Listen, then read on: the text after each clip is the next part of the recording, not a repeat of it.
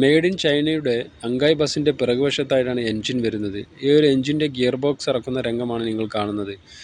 അതിൻ്റെ clutch ഡിസ്കും pressure പ്ലേറ്റും മാറ്റണമെങ്കിൽ അതിൻ്റെ മുകളിലൊരാളും താഴ്ഭാഗത്ത് ഒരാളും നിന്നാൽ മാത്രമാണ് നമുക്ക് ഈ ഒരു വർക്ക് ഫിനിഷ് ചെയ്യാൻ സാധിക്കത്തുള്ളൂ.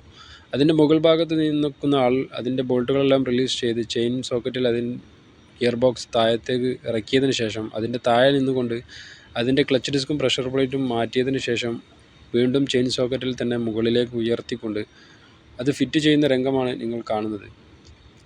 ഇതിൻ്റെ മുകൾ ഭാഗത്ത് ബസ്സിൻ്റെ ഉൾഭാഗത്ത് തന്നെ ഗിയർ ബോക്സിനോട് ചേർന്നുകൊണ്ട് തന്നെ ഒരു ഡോർ ഉണ്ടായിരിക്കും. ആ ഒരു ഡോർ ഭാഗത്ത് നിന്നുകൊണ്ട് റിസ്കി ആയതുകൊണ്ടാണ് ഈ ഒരു വർക്ക് ചെയ്യാൻ സാധിക്കുക. അതിൻ്റെ ഉൾഭാഗത്ത് ചെറിയൊരു ഡോർ ആയതുകൊണ്ട് ഉൾഭാഗത്ത് നിന്ന് താഴ്ഭാഗത്ത് നിന്ന് ചെയ്യുന്നത് പോലെ ഉൾഭാഗത്ത് നിന്ന് ഈ ഒരു വർക്ക് ചെയ്യാൻ വളരെ ബുദ്ധിമുട്ടാണ്. എന്നാൽ ചെയിൻ സോക്കറ്റ് എല്ലാം ഇടണമെന്നുണ്ടെങ്കിൽ അതിൻ്റെ ഉൾഭാഗത്ത് നിന്ന്